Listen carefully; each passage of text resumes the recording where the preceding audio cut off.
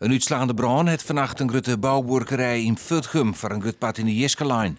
Ik de verslijne rispingen van zo'n 3000 ton jippels die erbij verlengongen. Verwoen binnen net vallen. De boeren zien gezin koen op het iets de borkerij verlitten. Het wie vannacht al gauw duidelijk dat de brand vlug om hem heen griepte. Tijdens de melding werd al duidelijk dat de brand troslijn weer naar de score en naar de loods. In die score en die loods staan je rappels.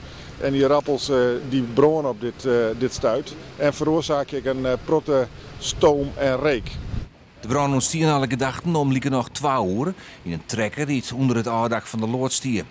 De brandwacht uit de omkijken kwam met groot materieel op de brand aan.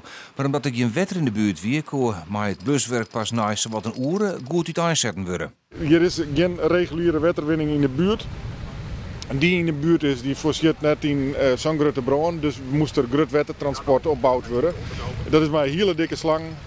Dat kunnen we verder voortwijheljen.